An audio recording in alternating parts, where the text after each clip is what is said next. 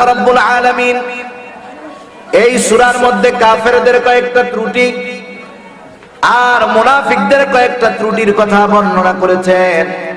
এই সূরার প্রেক্ষাপটটা হলো এইরকম, আবু জেহেল ছিল তৎকালীন কুরাইশদের অন্যতম একজন প্রসিদ্ধ নেতা।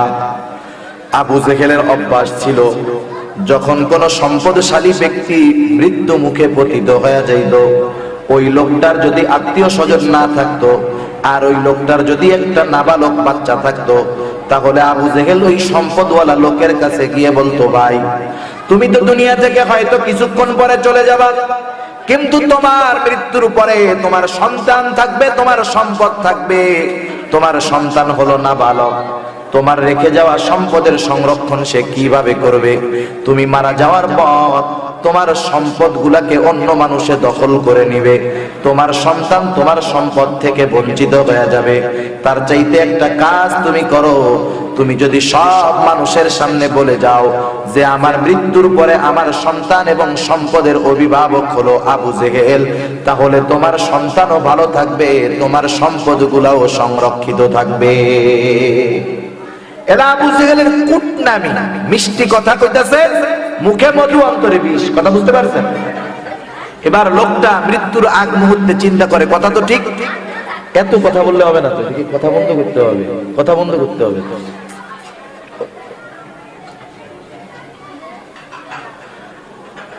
আবু জেহেল এরকম যখন বলতো, মৃত্যুর নিকটবর্তী যেই লোকটা সে চিন্তা করতো, কথা তো ঠিক বলছে, কারণ আমার তো আত্মীয় স্বজন কেউ নাই, আমি মারা যাওয়ার পরে আমার সন্তানের কি হবে বা সম্পদগুলারই কি হবে?